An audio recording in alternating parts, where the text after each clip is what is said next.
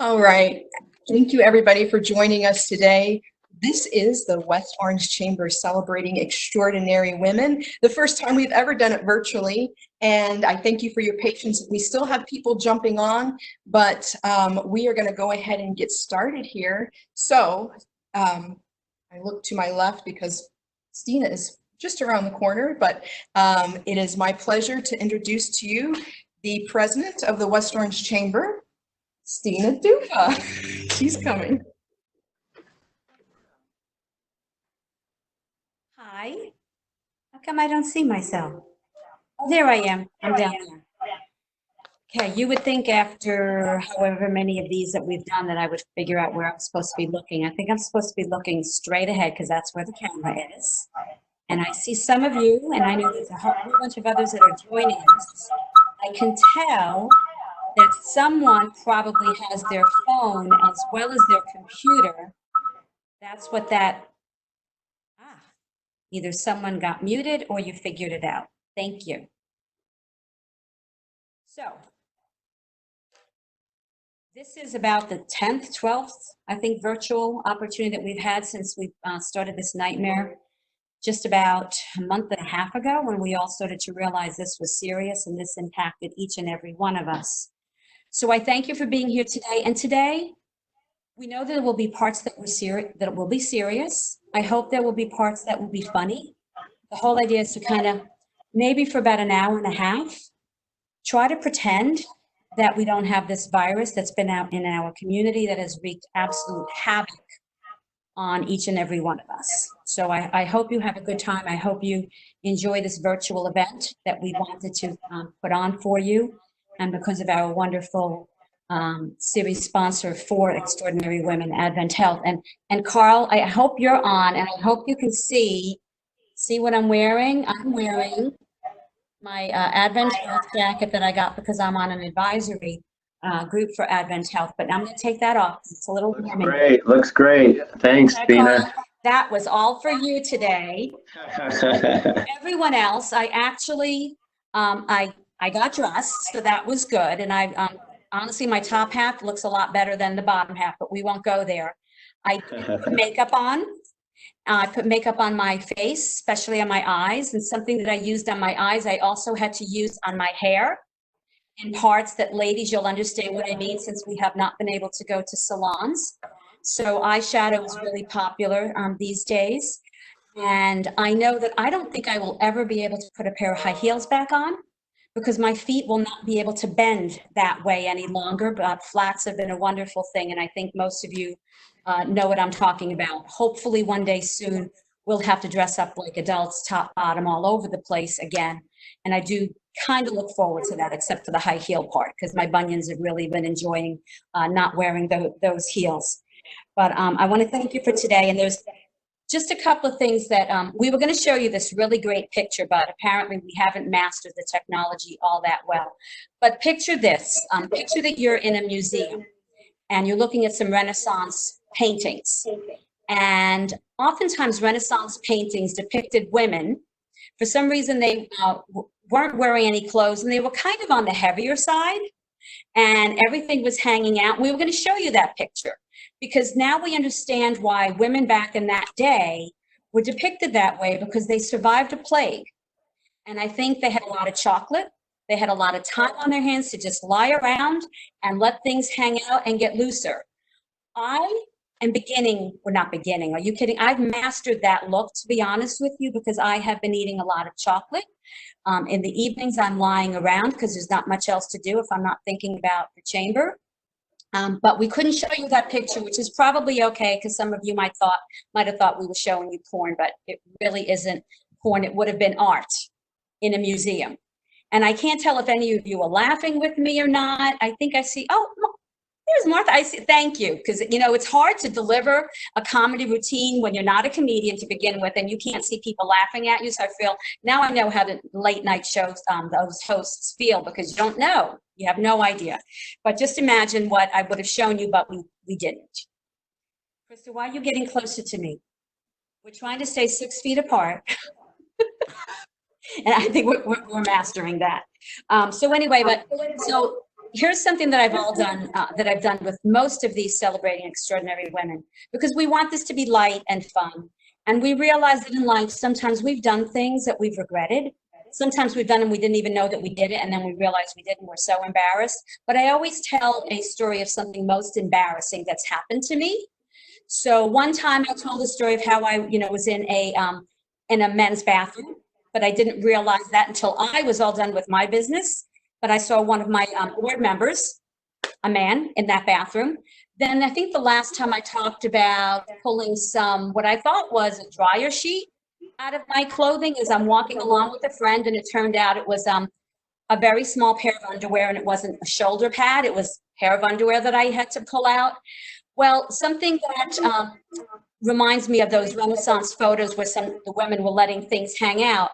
One day I was walking, and Annetta Tipton-Steed, who's a board member, she may be on this with me, and she may remember this. She and I and our husbands were walking to the reception for the first night for all the candidates in the Political Leadership Institute to be to meet everyone. And that's a group that, you're picked to see if maybe one day you may want to run for public office. And Lynetta and I and our husbands were walking into the entrance, and all of a sudden I feel something kind of brushing behind my knee. And I'm like, it felt like a bug. And I'm like, it's not a bug. What is it? I look down and I see the top piece of the bra that should have been attached inside my clothing, but it's hanging all the way down. So somehow it managed to go underneath all of my clothing, down beneath the hemline of my dress. And I'm like, you know what I wanted to say, and I don't want to say that right now because it's a word I shouldn't say. I'm like, oh my God, what am I going to do? No wonder I feel like I'm hanging loose, because one side of me was. So I kind of held it as I could rush inside so I could get to a restroom so I could put myself back together again. Now that story actually pales in comparison to so many of my other wardrobe malfunctions, but I hope it kind of sets the tone for today that we are all here. Many of us are women, but not all of us. Yet we've all been through things in our lives that have taught us things that have, even if they were embarrassing at the time, we've learned from them. And the women that we brought you today, I don't know if they have any of these embarrassing stories or what they may share with you. Yet we've all had things in our lives, especially in times like this, where we draw upon one another to have strength and comfort, and sometimes a really, really good laugh.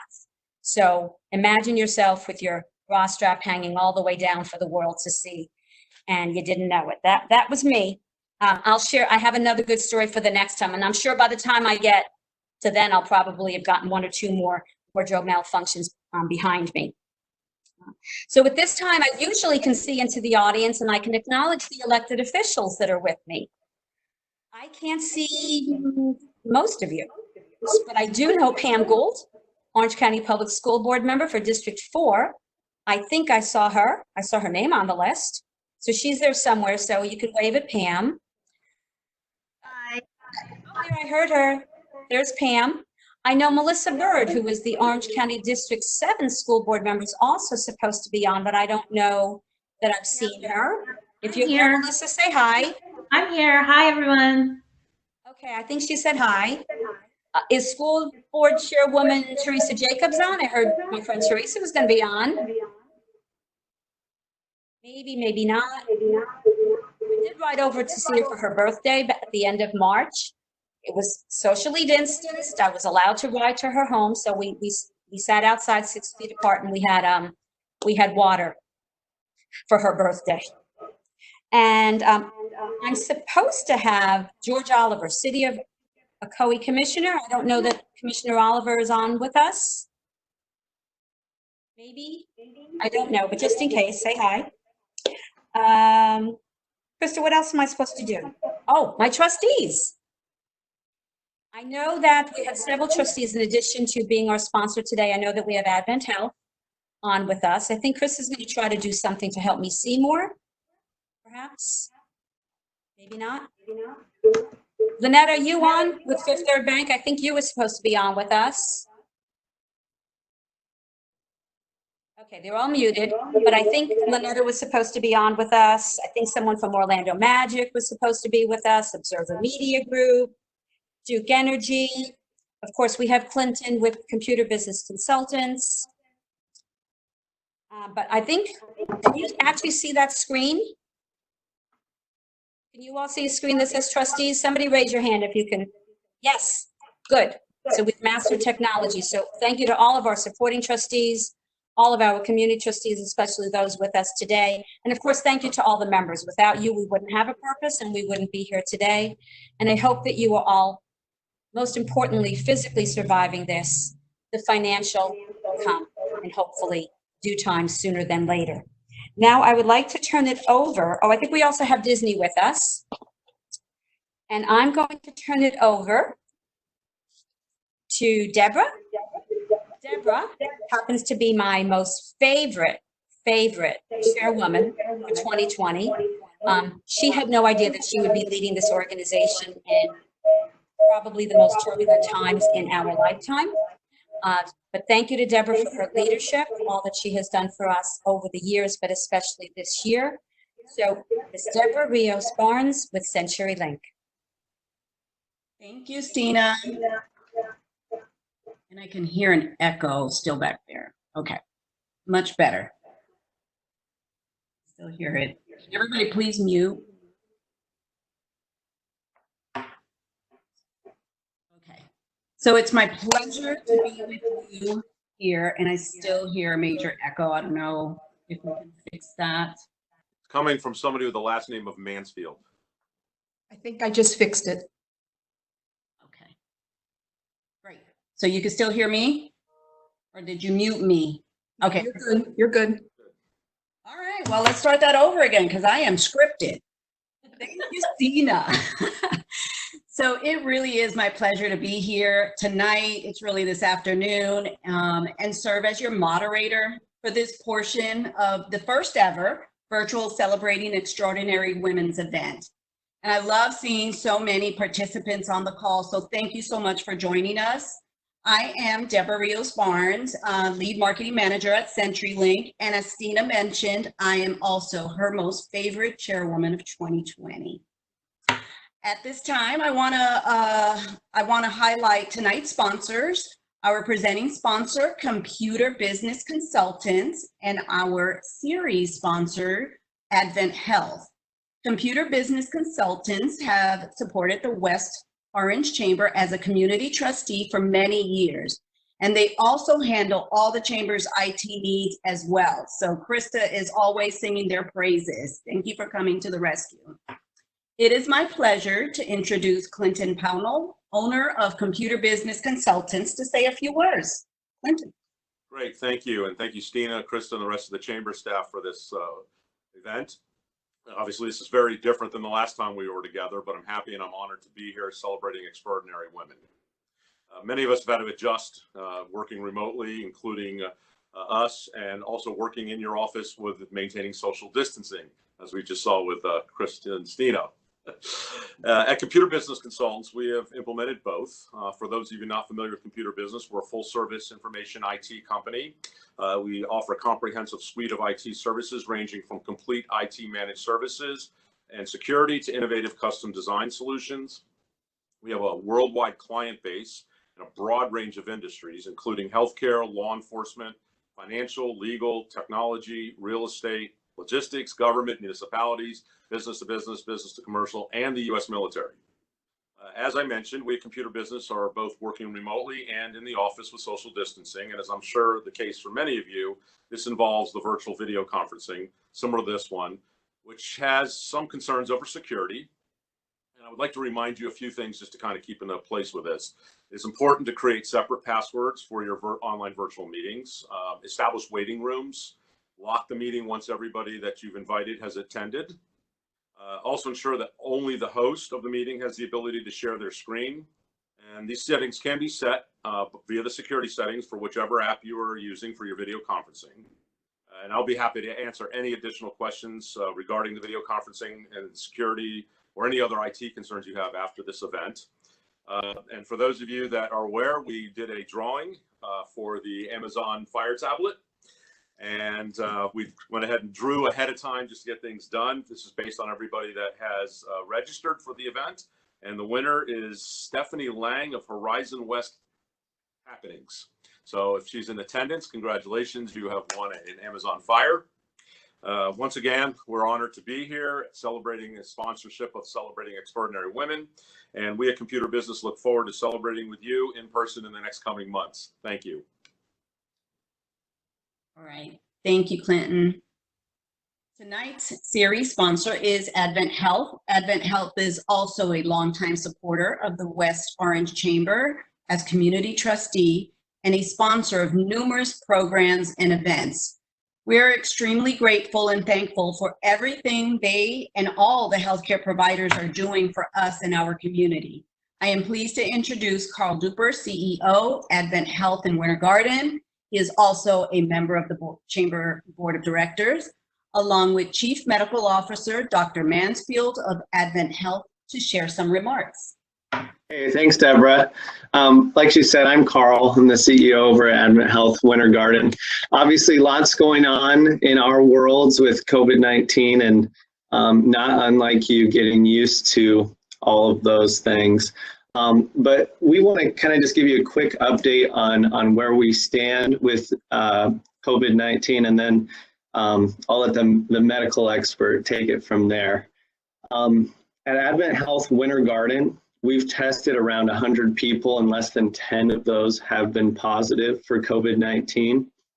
I think we truly have seen the positive effects of social distancing, and we believe that we have work ahead of us to ensure the planning is in place to get back to normal and do it safely. But also want to share a couple of things that we're doing here at Advent Health that guarantee when you are at one of our facilities that you're safe. So first, we're screening all of our patients, visitors, and staff for symptoms prior to entry to our facilities. We've implemented social distancing measures in all of our common areas. We've increased the frequency of sanitizing all common areas, and obviously are maintaining our strict standards for room sterilization between patients. We're testing every one of our employees for COVID-19 to guarantee that all are cleared, even folks that aren't presenting with symptoms. And next week, we're resuming by the governor's order that came out this week that we will be going back to elective surgery across our system, and all of those patients will be COVID-19 tested as well. Another point I wanted to make sure to cover, because it's a question I've got a lot in Winter Garden, is around the construction of our hospital. I've gotten the question, is that still happening with all of the economic questions COVID-19 has brought up? The answer is yes. If you've been by the campus recently, you've seen some of the pretty drastic changes that have been going on our campus. We are still planning to open a 100-bed inpatient hospital in Winter Garden in 2022. And obviously very, very excited about that. But that's enough from me. I wanted to introduce all of you today to an extraordinary woman in her own right that works with us here at Advent Health. It's Dr. Omira Mansfield, and she actually just joined me in my office here. She's the Chief Medical Officer for Advent Health Winter Garden and Advent Health Apopka. And I was just gonna have her share a couple of her thoughts.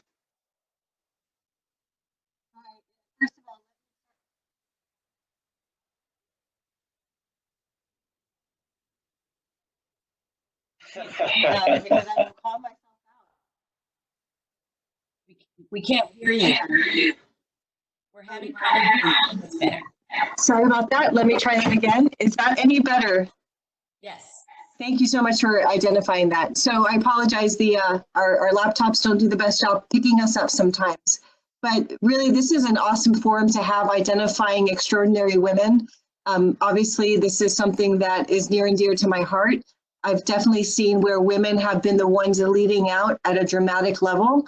And as you can imagine, with the COVID-19 pandemic, women leaders have been crucial in helping us move forward as an organization. Just when I look around at Advent Health Winter Garden and at Advent Health Apopka, what I see are women leading out, keeping calm during crisis, and being very effective in not only being extraordinary medical leaders, but being extremely compassionate leaders. So I just want to say what a privilege it is to be able to speak to this incredible group, and know that we're very excited as an organization to continue to serve the West Orange community. We've been extremely blessed to have Phil's leadership at Advent Health Winter Garden as we go through times that, we're all learning about this new virus, but, we feel confident in our plans moving forward and most confident in our plans to keep all of our patients and staff safe. Thank you. Thank you so much, Carl and Dr. Mansfield. I know that I speak on behalf of our entire community when I say thank you and the entire staff at Advent Health for everything you are doing to keep us healthy and safe. Thanks.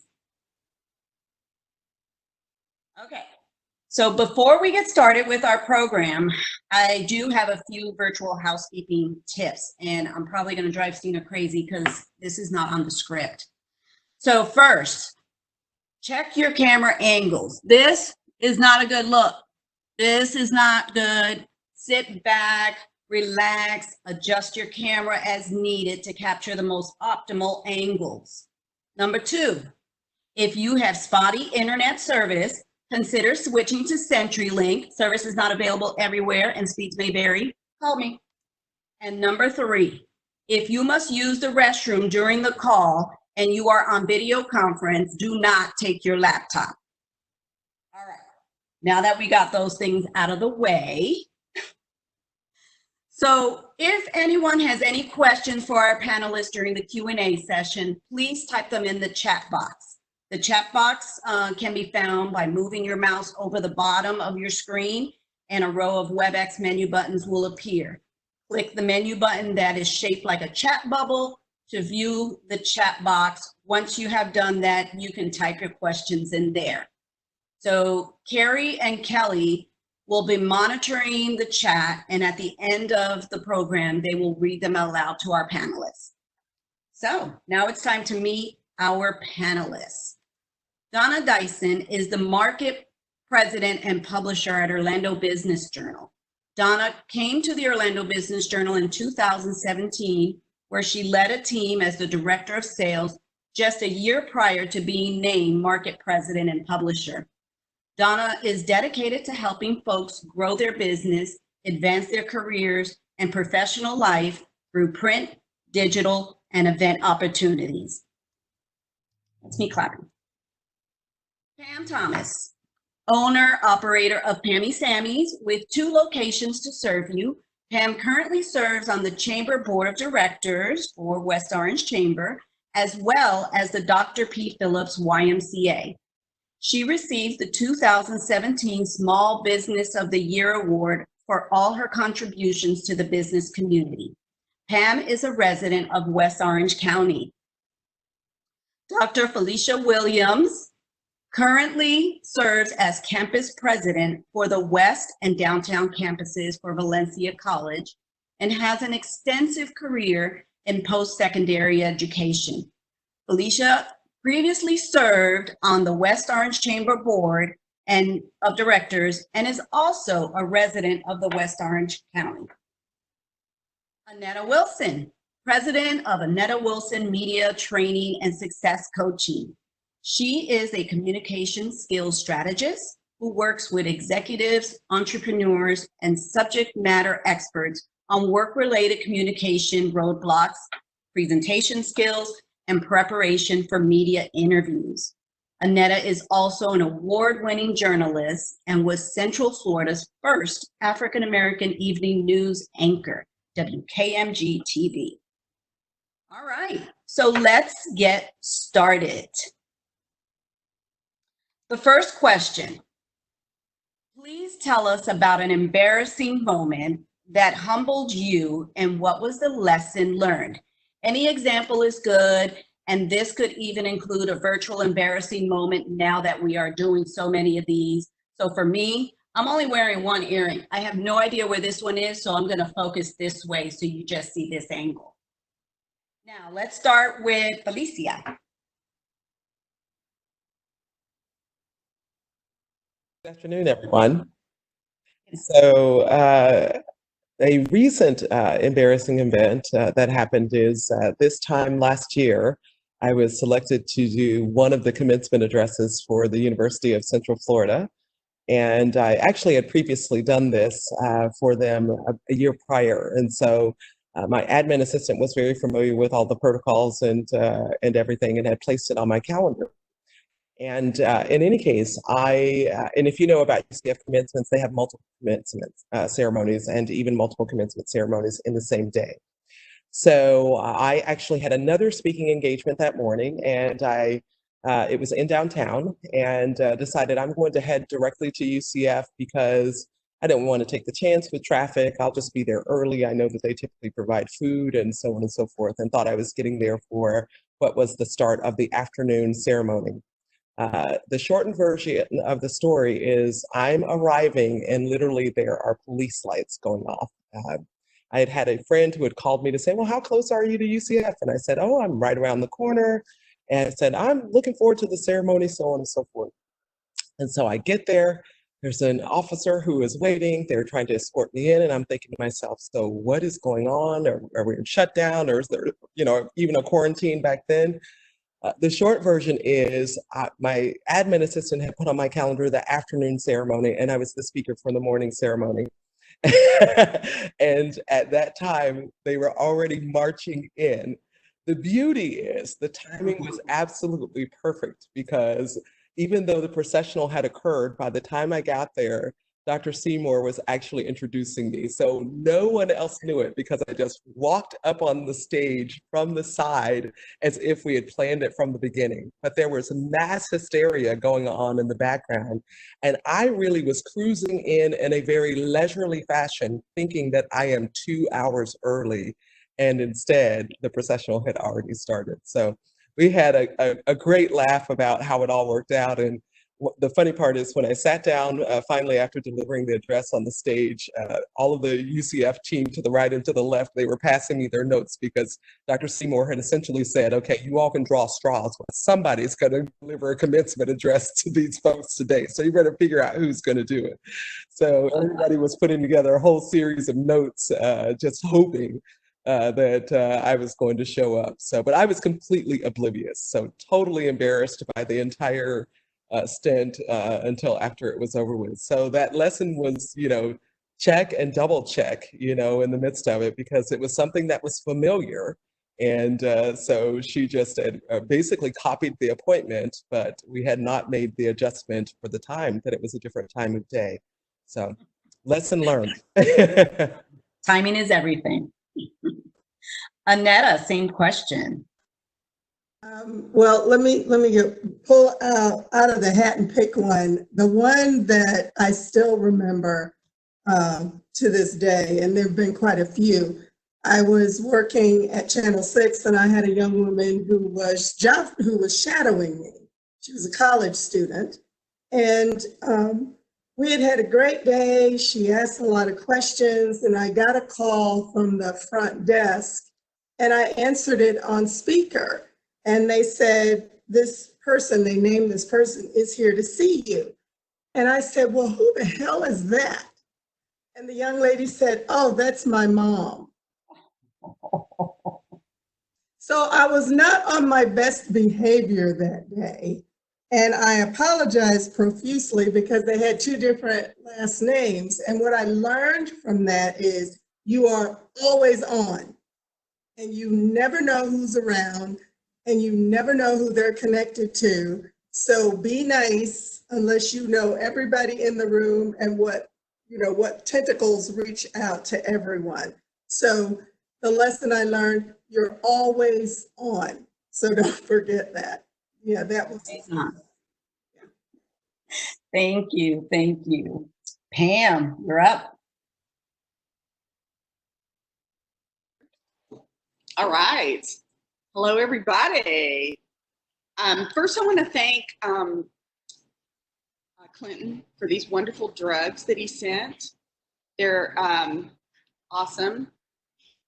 And you can't hear any laughter, so of course, you know, they're M&Ms.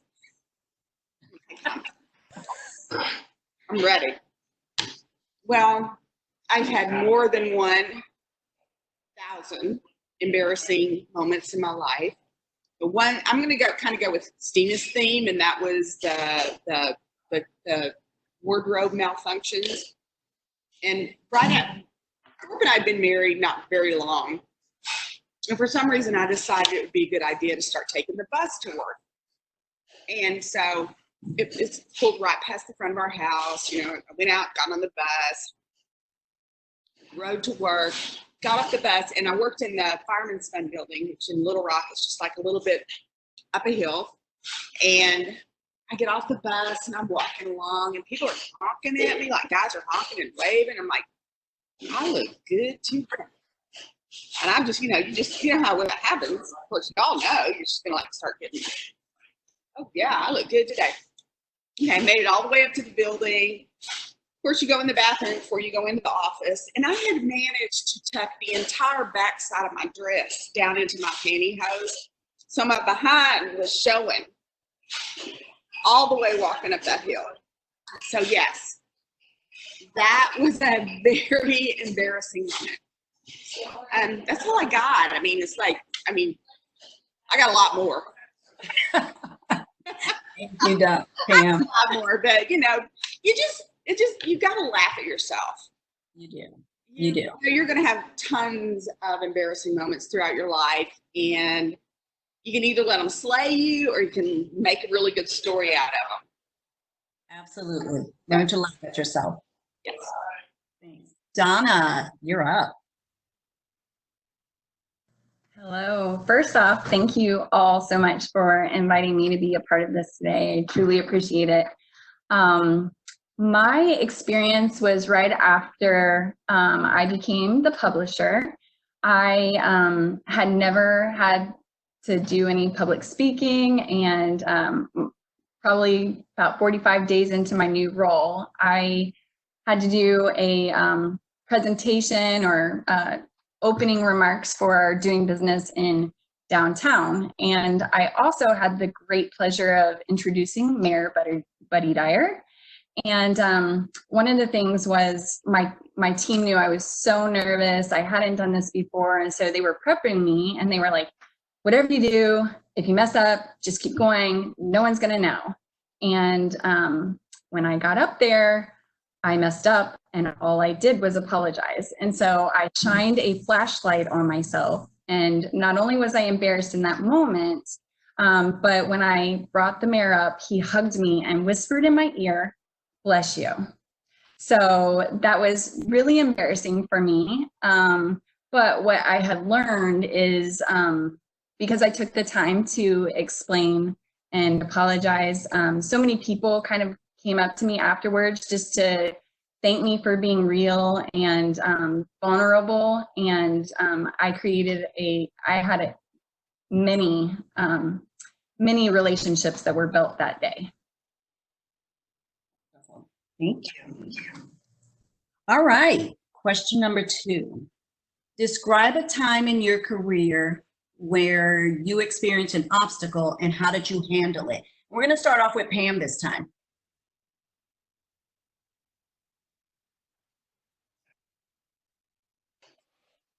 Unmute. There you go. Muted. Okay. Well, the biggest obstacle I've ever faced is now. I don't think there's nothing in my entire career, anything I've ever done that could compare with what we've had to do to reinvent, what we are. We had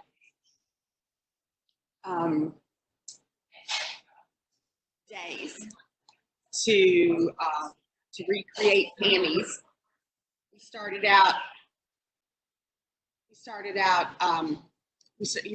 We had to leave the YMCA. I'm sure everybody knows that. We had to close down the YMCA store, and we only had 4 days to to open in Winter Garden. And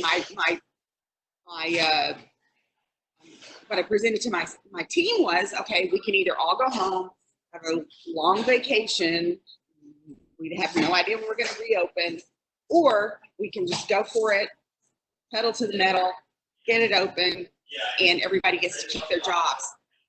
Did you tell him to hush? Jay.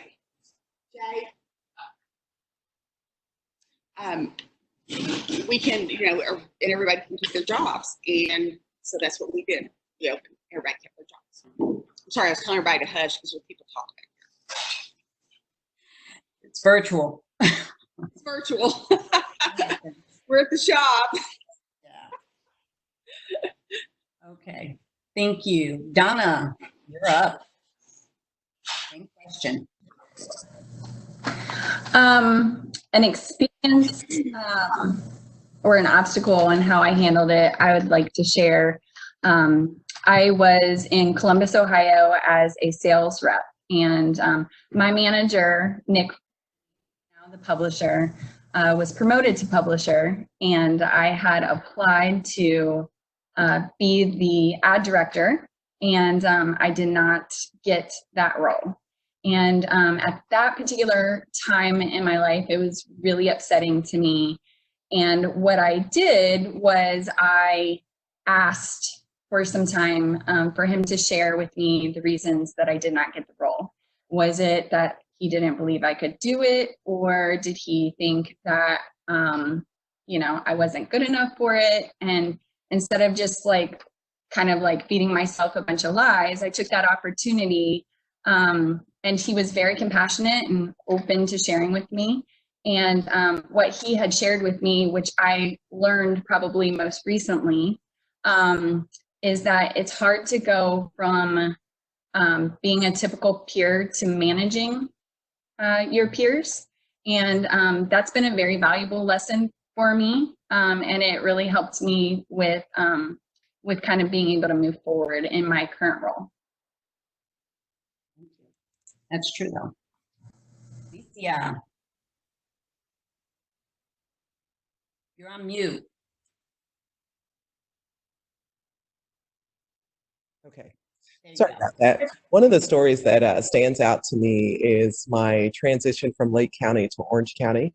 I had been at Lake County Public Schools in K-12 education, and I was on a path towards becoming an administrator there. And if you know about that, there's roughly 3 years of training and, different workshops and things that you have to participate in. And so when I was preparing to move to Orange County, at that time, I was really debating between staying in K-12 and moving into higher education. And if I was going to stay into K-12, I wanted to be able to come into the administrative track into Orange County. And so I immediately started trying to find out if some of the work and the trainings that have been done in Lake County would be transferable, there would be any forms of reciprocity around that, and so on and so forth. So in the midst of it, I literally could not get a single response.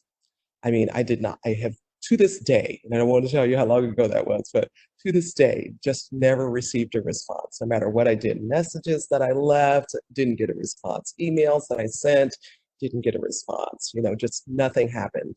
What that resulted in was me teaching for a half year in OCPS when I first moved. And then I really decided that higher education was the place where I thought I would be most impactful anyway.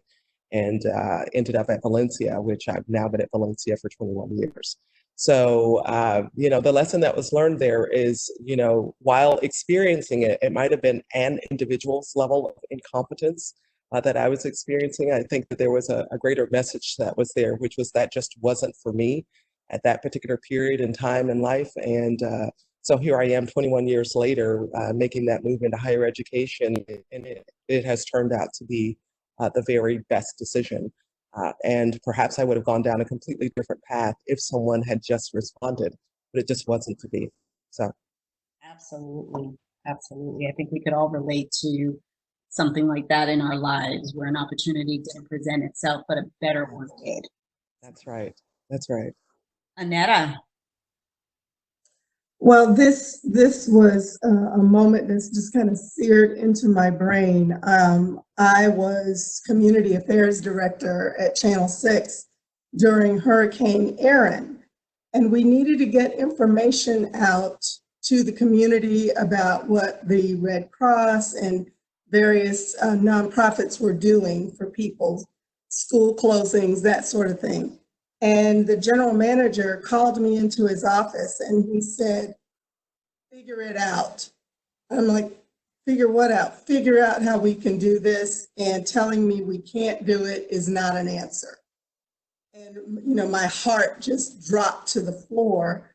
But it was in that moment that I realized when I was up against a wall, there had to be an opening in it somewhere. And I managed to figure it out. What I did was I got together with the chief engineer at the station and I said, "Is there a way we can put some phones in a room and have people call a hotline number and get, you know, I'll get some volunteers." So I used I played every relationship card I had with people in the community to get volunteers to come in. And we got the Red Cross to give us some volunteers. We got the phone bank set up. And from that moment where I thought, you know, somebody please come save me, I don't know how to do this, we created the very first phone bank for Channel 6. And they are still using that model to this day. But had I not had my back against the wall, it would never have occurred to me to do something that had never been done before.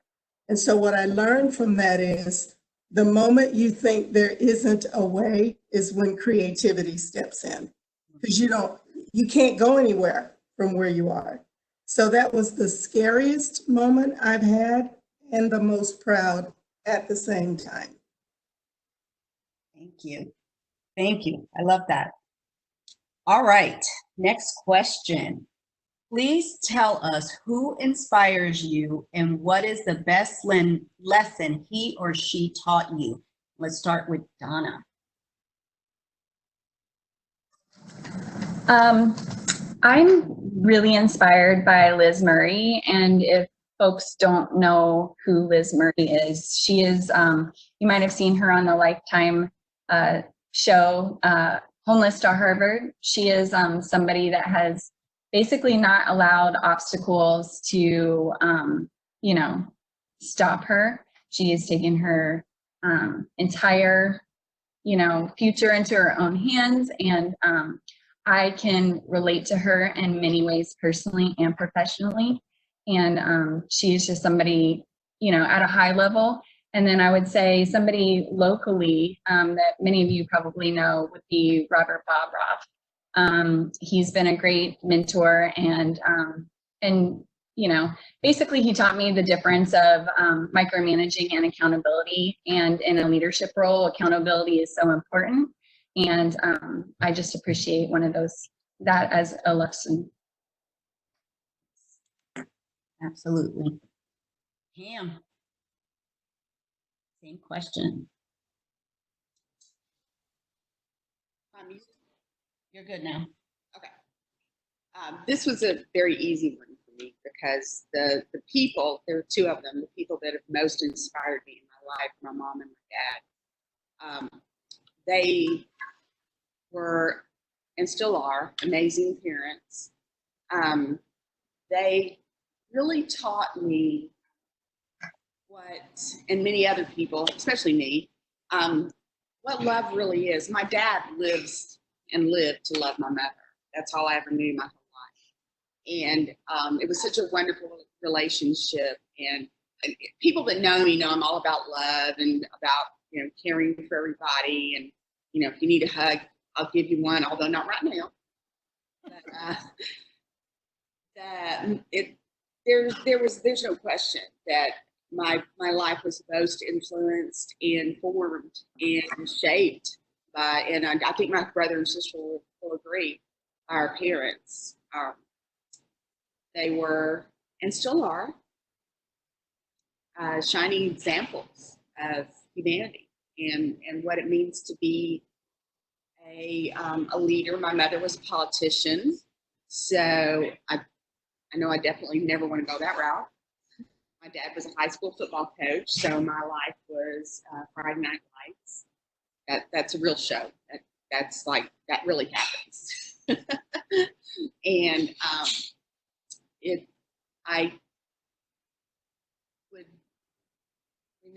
they were what shaped and formed my life to this day.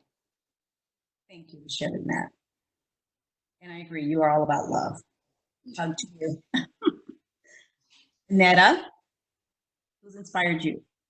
First, my dad, who just turned 84 on Christmas Day. And everything I've ever done in my life, he has been my biggest cheerleader. And he said to me when I started my business, he said, "You're going to be a success because I've already talked to God, and he told me you are.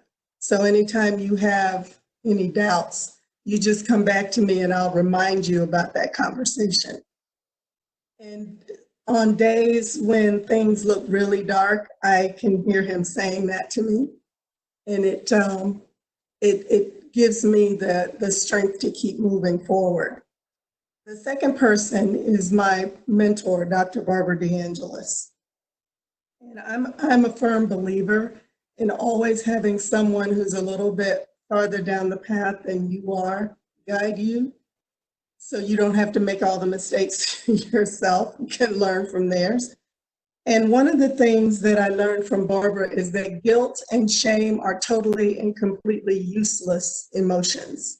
They only feed on themselves. They never lead to anything other than more of the same. And at a certain point, they become indulgences and reasons not to do something. So there's a lot of subtleties there. And I have learned unconditional acceptance from her for the mistakes that I make. Her point has always been, and I keep this in the back of my mind, if you learn something from it, it wasn't a mistake. If you keep doing it, then you're perpetuating that. So guilt and shame are useless. They only feed on themselves, and mistakes are simply lessons that you learn you don't need to have again. Great nuggets. Thank you. Falecia. So maintaining the family theme, my mother and my grandmother are the two people who have been my role models in life. My grandmother was a domestic all of her life, and I can remember as a kid when we would, my brothers and so there was someone who was speaking earlier that they have three sisters. I have three brothers, so it made me laugh. We could all blend together to get family together and be our own version of Brady Bunch, but we can talk about that later. But nonetheless, my grandmother worked at the hospital by the time I was in elementary school. And at that age, I really thought that she was a nurse, because if you remember those days, they wore just about the same outfits. They wore these dresses with the hoses and the hats and so on and so forth. And in any case, I can remember the day, the first week that my mom said, "Oh, well, you can walk to the hospital from the elementary school and then just come home with your grandmother." And when I got there, the hospitals had the old lines on them. So you just followed the line to the various departments. And I knew which color line to get on, and that would take me to my grandmother. So I got on the line, went to my grandmother. This was Lake County, in Lake County some years ago. So you know Lake County's reputation now, so you know what it was like then. But in any case, in terms of getting back in there, it was then that I realized when I went on the rounds with my grandmother, she was cleaning up behind everyone. I'm seeing this as an elementary school. I'm like, she's not the nurse, because I see the nurse that's in the room, but she was the one that was helping to clean. I learned so much from her for that, just about what it is to do an honest day's work, what it was to be a servant, and what it was to take pride in one's work, regardless of what the work was, right? That everyone had contributions to make, and they were important to embrace them, because in that day and age, here she was in the same break room with the African-American nurses. It wasn't all the nurses who were together, and all of the support staff were together. It was really people that were gathered in their rooms together by race. And so they were all there mingling together. And so there was a deep appreciation that I learned really early about that. And then my mom was blind. She just passed away in the latter part of 2019, and blind from birth, but had vision beyond what you see in the natural, and was always extremely courageous. She has always had a can-do attitude. And I think my brothers and I, we've all inherited that. And it was my mom, I'm the first person in my family to finish college, but my mother is the person who told me all of my life that I would finish college. You're going to be the first person in the family to graduate, without any clear sense of how to do that. But this, again, vision that was well beyond what one can see, that established for me an expectation. And so I believe that I carry that based upon the students that I work with, the communities that I serve. It's one that allows you to always look beyond your context and your circumstances and realize with a few breaks, strong faith, and a real sincere commitment to hard work, nothing is impossible. Absolutely. Absolutely. Thank you so much. Oh, yeah.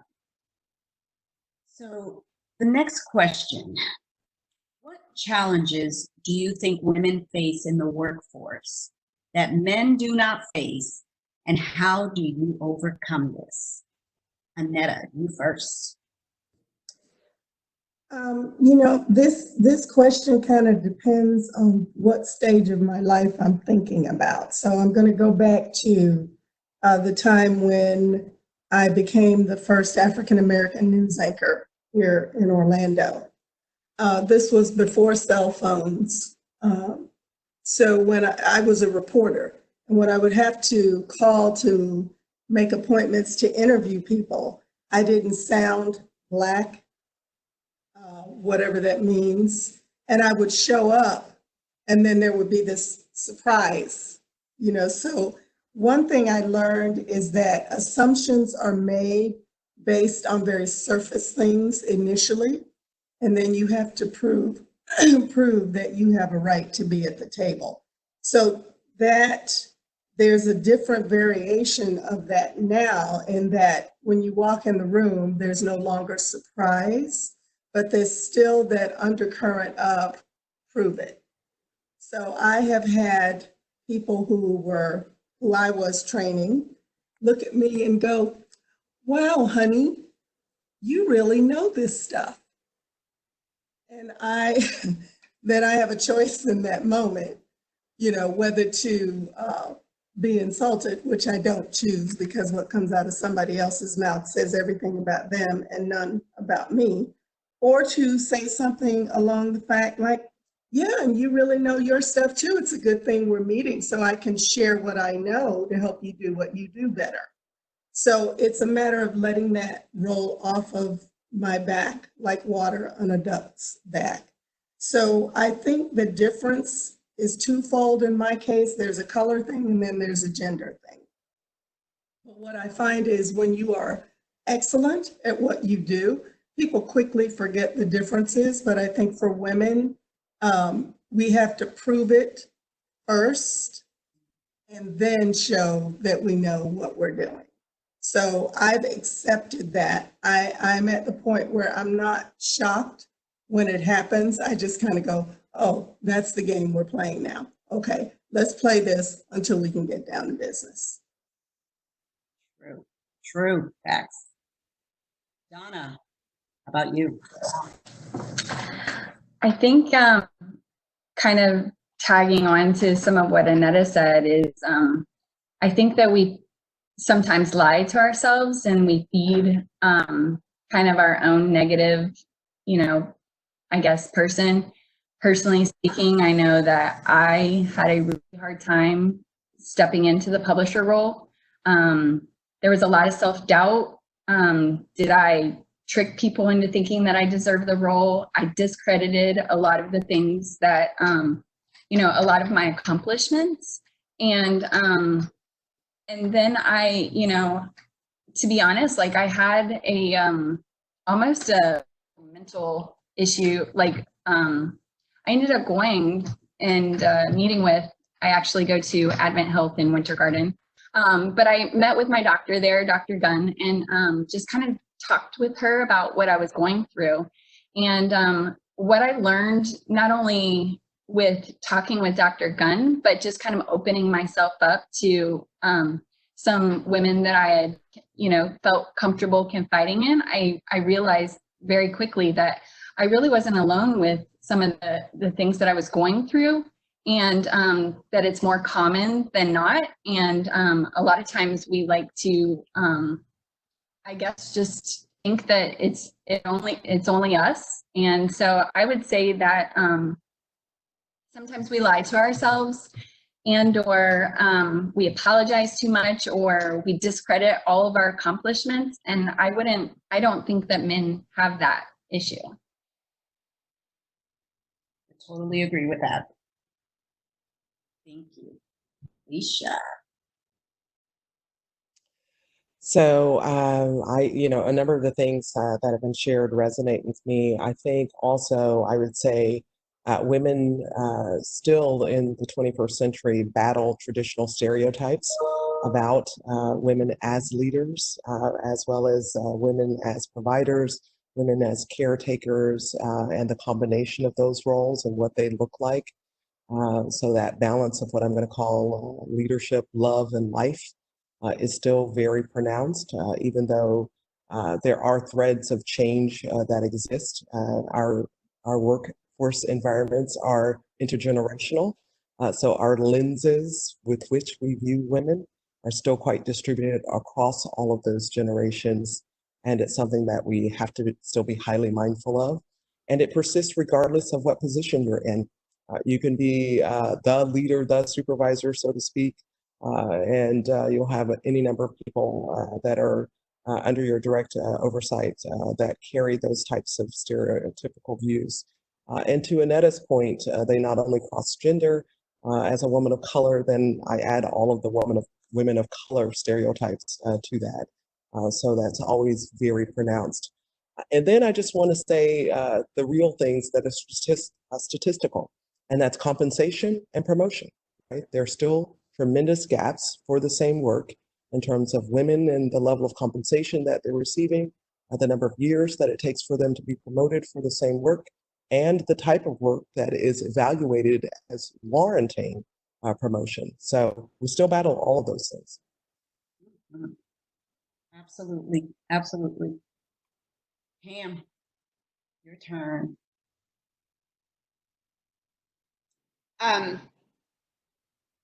This is a hard one.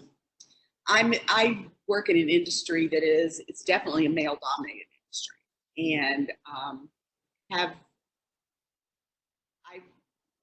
personally don't feel any less confident than my male counterparts. But throughout my career, and it's spanned a long time. I think I've got y'all a few years here. I have seen so much progress for women's rights and women of color and women of, gender rights. And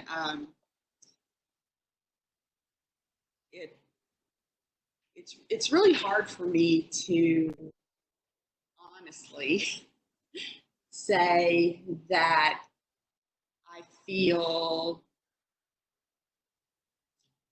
any less confident in my role as a leader and as a restaurateur, as a professional woman than a man, because I'm not.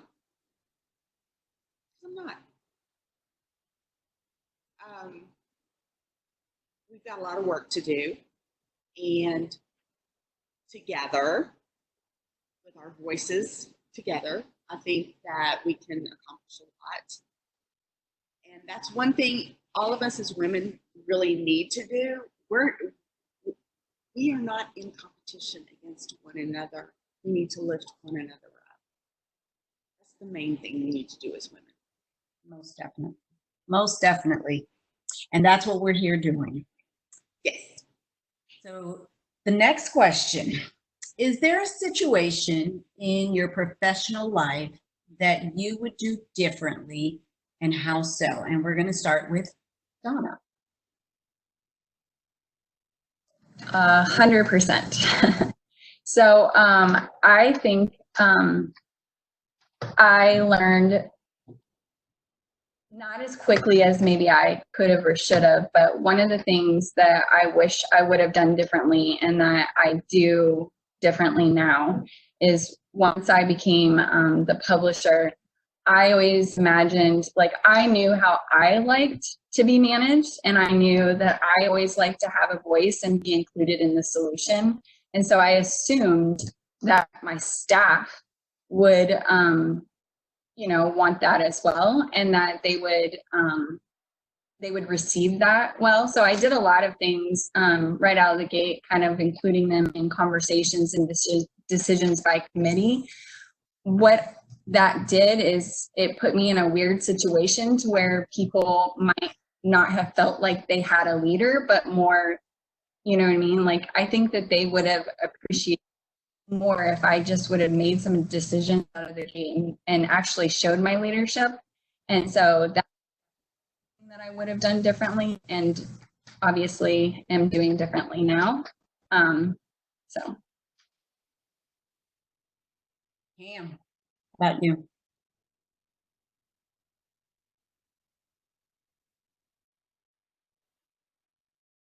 Question? Is there a situation in your professional life that you would do differently, and how? Yeah, I would have run away and joined the circus like I wanted to do in the first place. No, there's, you know, we second guess ourselves a lot. And what I think I would have done differently is not second guess myself and realize that, okay, I have a really quick funny story about second guessing yourself and what you're really supposed to do in your life. When I was a little bitty, my mother had prepared a chicken, and she had gotten the wishbone, like, you want to pull the wishbone with me? And she said, you know, we're going to pull it with, no, I'm going to pull it with myself. I'm going to make the wish myself because I wanted an easy bake oven. And I knew when I closed my eyes, I can just see it. I can look on that patio, out the back screen door, and I just knew that that easy bake oven was going to be sitting out there on that picnic table. Pulled it with myself, of course, you know, it wasn't. And I did get an easy bake oven for Christmas that year, but I always knew I wanted to work in food. Like, from the time I was a tiny little girl, and I tried all different other kinds of things. And I was always, you know, so pulled back into it, and you know how food is such a comfort, and how, you know, it's something you can share with everyone and make someone feel good about, you know, feel better. It's something you prepare for them. I don't know if I've answered this question properly. You're fine. You're fine. So, it was, you know, it was just something that came to mind. And yeah, the thing that I would have done differently in my career is realize that from the time I was about 3 years old, Sammies was going to be my easy bake oven. And that's what I was always supposed to do. And I was supposed to do all that other stuff. Well, I love it. I'm glad you enjoyed the circus. Go with your gut, you know? Go with your gut and your heart. Keep your mind in there, you know, a little bit, because, you know, sometimes it's like crazy talk. But yeah. Absolutely. Thank you. Yeah. Like I said, I'm glad you didn't join the circus. Falecia. So in 2014, I had the just fantastic honor of being told that then President Obama was going to visit Valencia and was going to be visiting the West Campus. And that by the time we worked through this, it was obviously a pretty quiet call at that point, but this was all happening in a matter of days. Well, in the meantime, I had a faculty member who is still a faculty member at the college that affectionately calls me Michelle Obama and actually addresses me as Michelle Obama, even in emails and the like. So I frantically am just thinking to myself, I'm finding out the FBI is coming, the CIA is coming, they're scrubbing all of our emails, our digital stuff, all of this in preparation for the president's visit. And I am just thinking to myself, oh my gosh, I have thousands of emails where I am being addressed Michelle Obama. Now, in the defense of the faculty member is a Roman Baroque humanities professor and actually asks his students to take on a persona when they come into class. So they operate in this persona for the entire semester. So he also assigns personas to individuals in a very affectionate way. But I'm really concerned about this because I know it's going to be discoverable. And I'm just thinking to myself, what am I going to say as I'm sitting before the CIA? I'm a Michelle Obama wannabe, what is it? So in any case, you know, I basically just disclose, okay, here's my story. This is all that I've got. Great faculty member. I will issue a cease and desist. We'll have this cleaned up, you know, in a matter of days, but I can't do anything about the years, you know, since President Obama had been elected that he called me Michelle Obama and everything was addressed there. So anyway, fast forward to a few days later and the president visits and he is just, I mean, so personable, you know, regardless of your politics, just a wonderfully personable man. And he's visiting in March and it's in the middle of March Madness. He's a huge basketball fan. And I don't know if you all recall, he had shared his picks publicly and people were asking him a lot of questions about it. So as we're on deck, which is actually in the kitchen of our culinary program in Building 8 on West Campus, the president of our institution, Dr. Schugert, meets with him first. And Dr. Schugert takes a dig at him about his entire picks. You know, I mean, the man is getting ready to deliver a major address and we're in the back talking about you know, his picks. And then I say to him, and I'm really sorry about all of the emails where I'm being called Michelle Obama because I'm feeling just totally guilty about this. And I know, you know, that someone has said something to him about it. But in his just warm and charming way, he said, oh no, Michelle was flattered. And I just thought to myself, how fantastic. If anybody's flattered and overjoyed, it was me in the midst of it. But the lesson learned was I probably should have just let it go. You know what I mean? There was nothing that needed to be said, but I was just, I felt guilty, you know, because I thought, oh my gosh, here, you know, the president is coming and he feels that this, you know, individual is out here, you know, impersonating his wife and, you know, what else could be happening, you know, and so on and so forth. But just to imagine for them, I imagine this is happening all the time in their world. So my little confession was one where he took it so sincerely because I was almost like a kid, like, please, please don't hold it against us. Go out there and say something to our students. They love you.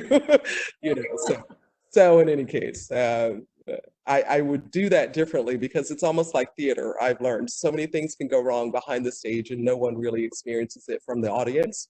And this was one of those scenarios. So many things, you know, had happened before his appearance that I really didn't have to draw any attention to it and everything would have been just fine. Well, I love that. I love it. And impersonating Michelle Obama, that's okay. All right, Annetta, you're up.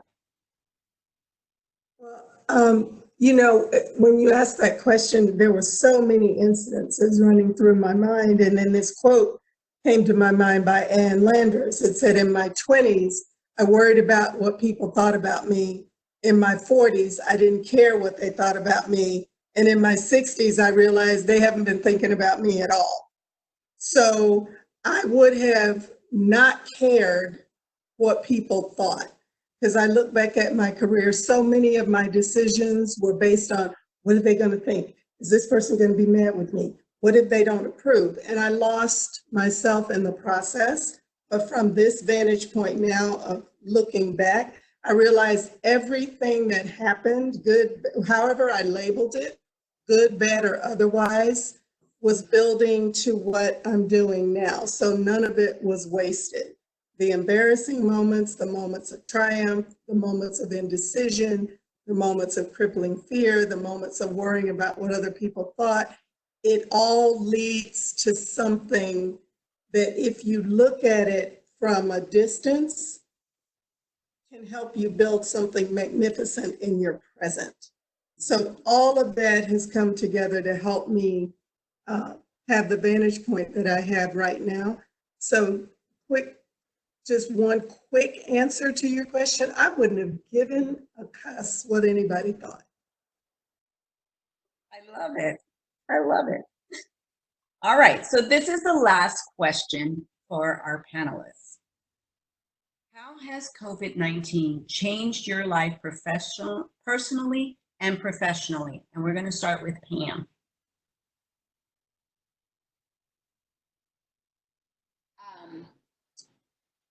It's been dramatic. Well, no, it's okay. Let me back up a little bit.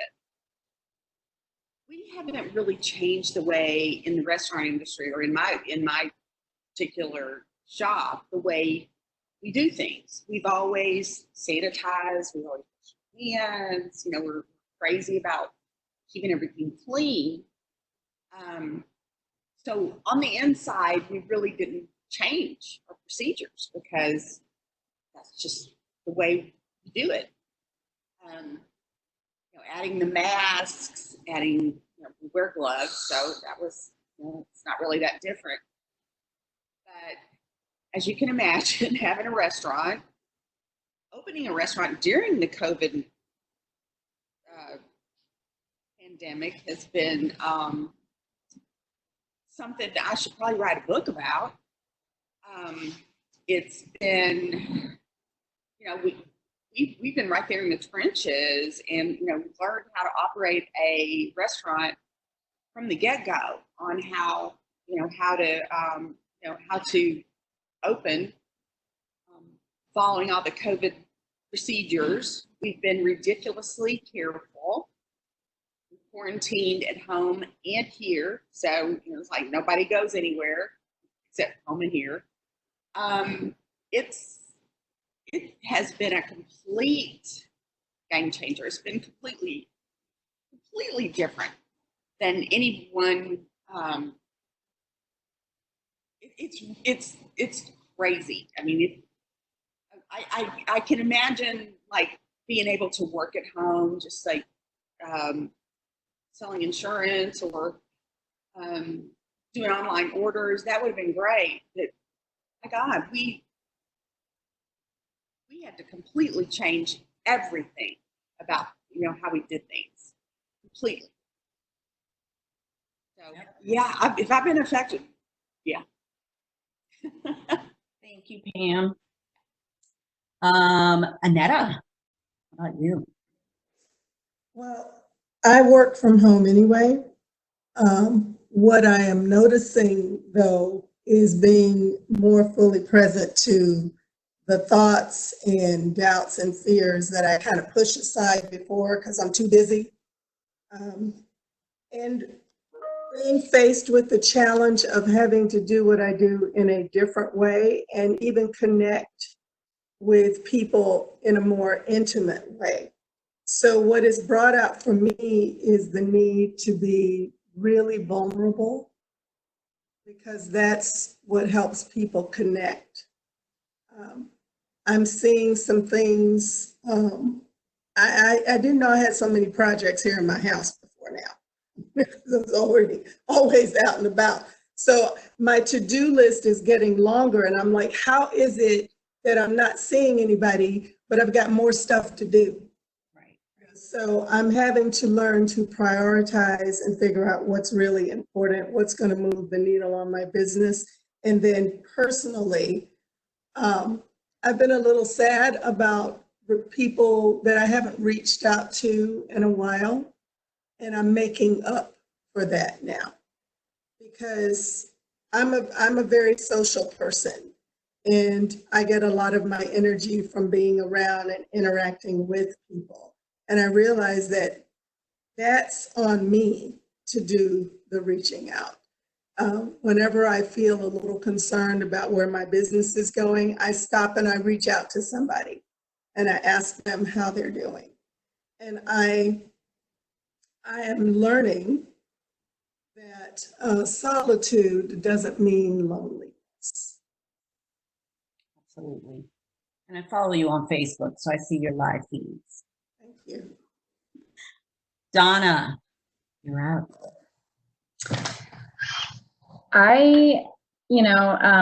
It's definitely been a adjustment for me. I have 3 children, 3, 5, and 11, and one keeps walking behind me. For me, I had already had some, areas where I had my own personal insecurities and doubts. When you add people into that, and having to be strong for them and encourage them and keep things positive for them, that's been good. You know what I mean? It helps me to stay positive too. And I'd also say that, I didn't realize how much I love my staff. I truly miss them. I used to think that, working from home would be really great. I always thought it would be a dream. I didn't think it would be a nightmare. But when you, in my business, you have to constantly communicate. I mean, we're a media publication, so, that's all we do is communicate. And so there's different challenges that people have faced, not knowing how to, teleconference or turn their videos on or different things like that. So, I think that, being direct, being clear has been valuable. I've learned, where my patience is, both on the home front and internally for my team. And that verbal is best communication. So. Absolutely. And there's certainly an adjustment from going to office to a home environment. Big adjustment there. So Falecia, you're the last one. How has COVID changed your life? It's been dramatic. Professionally, in a matter of days, we were on spring break. So similar to all of the news that has been shared about K-12, we didn't return from spring break. We spent the latter part of it preparing to convert our entire enterprise to remote operations, which is what we did in a matter of about 5 days. Now for us, 36% of our courses were already online, and we ended up with about 95% of them being converted because we still have some courses that frankly are just not delivered well in that modality. This was an immediate shift to continuity of programs and services, and to everyone finding ways to be able to work from home, getting equipment to people's, thousands of employees getting equipment from offices into homes, and connecting systems, training, and the like. It has been Herculean in terms of the effort that's been involved there. And it has been amazing on top of that. The human will, the ability to begin to think about goals and outcomes that are greater than oneself. It's just marvelous. The other side of that coin of the heavy lift has been the deep innovation that has emerged. I can think of 5 to 7 processes that we said never could be done that we did in 5 to 7 days. So that saying, what is it? Necessity is the mother of invention. Necessity has been the mother of invention for sure in the midst of this. And likewise, it has also exposed the underbelly of divides, right? When we look at how we provide services to our students. So while as an organization, we're able to send technology home with employees that don't have it or don't have frankly, access to the internet, that becomes a similar challenge for our students, believe it or not, in terms of their ability to be responsive. So we carry with us that burden that, a student knew their limitations coming into this. They knew their capacities and they knew the resources that were available to them. And so they're experiencing another form of trauma because life shifted in the midst of that. So that's one of those things that we are, and I, and our team, we're always thinking about how will we, going forward, begin to address those things so that higher education is still a viable option for the majority of our students. Personally, I will say, it's been fun thinking about how to build and sustain relationships when you can't be around people. And so what does it mean to have a relationship? How do you think about that differently? It's been fun to see children and spouses and pets. We have changed a number of our meeting protocols. I think we're all expecting that. I'm looking in any course of the day, I'm waiting to see the hamster, right? There's a hamster that's going to show up. There has to be one. I'm looking for a spouse to come into a room who doesn't know that even though I'm sitting in front of the computer, no, I'm literally on a video call at this time. So I'm waiting for somebody to come kiss somebody on the cheek in the midst of these things. So there are things that we wouldn't have thought of before that on the personal side have become, we are all human beings, we're real people, and we're really getting a look into people's real lives. I mean, right now we're looking into each other's homes. These are the kinds of things that we would never have been exposed to before. So we're seeing a side of ourselves that we haven't seen before. And that's, I'm trying to look at the elements of that from the personal side that allows me to know my team and my colleagues and my staff members in ways that otherwise we think are almost like faux pas, or the types of things that we only invite a few of our colleagues into that world. So the boundaries, I would say, what I'm adjusting are the boundaries of place and home are really much more expanded in this environment personally, and just being able to adjust to that and thinking about that positively rather than as a negative. I am, believe it or not, an introvert by nature, and so we have this fun dichotomy among my team for all of the introverts who are saying, we've been socially distancing forever, so this is nothing new. So in any case, there are those pieces of it that are still a challenge. But by and large, the struggle is seeing, the hardship, the suffering that people are enduring, the losses that people are enduring. There's no way around that. I would say more so we're experiencing that globally when something happens as a team now, because it's known to all of us. And so it gives us the opportunity to do that. We're also more connected.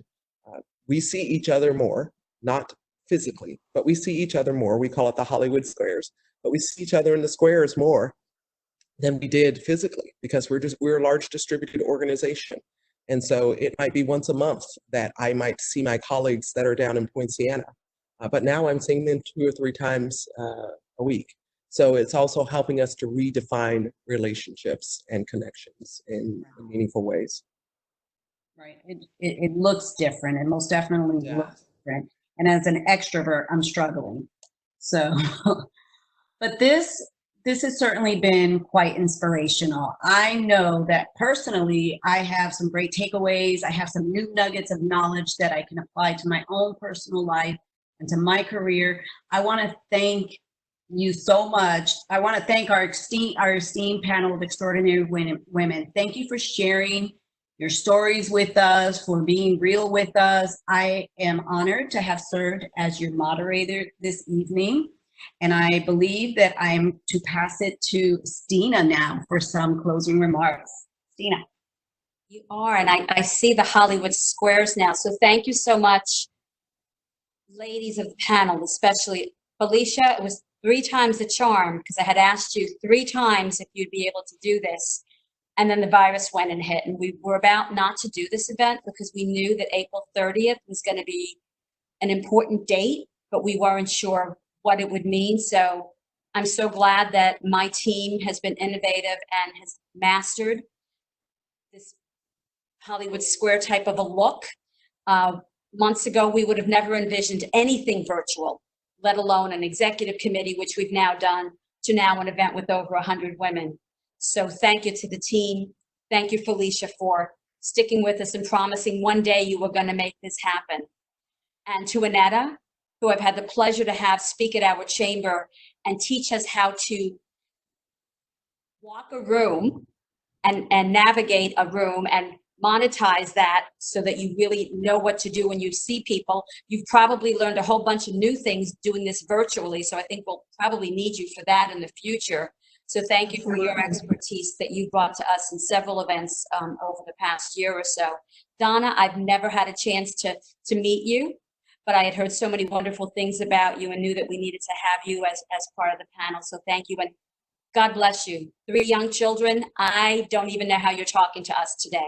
I would have lost my mind. I have a 27-year-old son that lives with me, and that is more than enough.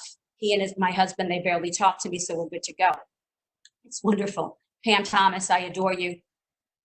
I don't know how you've been able to open up a wonderful restaurant in the downtown in the middle of a pandemic, but you've done it. I've had your food. I was the first one to sample just a little bit of her wine on the first day of opening up the shop. So, and that was before we went into this, you couldn't go inside sort of a thing. So thank you to Pam for being a good friend and for being part of this panel. Thank you, of course, to Clinton Pownell. I sleep at night because Clinton takes care of all of the IT, and I never have to worry about what kind of a nightmare we're going to wake up to. He's helped us get ready for all of this, working from home and helping us when we have questions. So thank you to you. Thank you, of course, to Carl Duper, one of my board members from Advent Health. I have my jacket back on, Advent Health. And thank you so much to Dr. Mansfield. I think she's going to be on our next Celebrating Extraordinary Women event that we will have, hopefully in person. I think we're getting there. How many of you are ready to go back to some kind of normal? Raise your hand. The one thing that I really, really, really want to do, how many of you know Carrie Conley of Duke Energy? I want a hug from Carrie Conley. She gives the best bone-crushing kinds of hugs, and I had one from her in early February. Had I known it was going to be months before I could see her again in person, I would have had to hold on longer, but I think she was crushing my bones. But that's the kind of hug that I want from so many people when we get to be back together again, because I honestly miss that. I love seeing the little squares. I love seeing my team members because we've been rotating in and out, but I'm looking forward to that personal interaction. I'm an introvert too, but boy, I can't wait to be back in a room, back at a business after hours. And speaking of that, we're going to be doing a business before hours on May 14th. We have a Chamber Connection, which is our new member orientation on May 12th. And on May 7th, we have a virtual lead and feed. And who knows, maybe June might be the month that if we stay 6 feet apart in groups of no more than 10 people, that we might actually be able to have 100 people together in a room. I look forward to that. Thank you so much to each and every one of you for supporting our Chamber of Commerce. If there's any sort of information, resource that you need from us, just ask. If we don't know it, we will get it, or we will make it up and we will put it on our website. Thank you so much again to everyone. Thank you to Krista. Thank you to everybody whose faces I see and the faces that I don't see. Have a great night. Hopefully your commute won't be too bad into the kitchen or the east side of the house or wherever you're going. Thanks. I hope I said everything I was supposed to. Krista, what do you think? She's giving me the thumbs up from 6 feet apart. Thanks to Kelly and Carrie, whose faces I see. Thank you, Deborah, to our wonderful chairwoman for 2020. This was not your fault. This was not your fault. Have a great night, everybody. Good night. Thanks. Thanks again, Advent Health and Computer Business Consultants.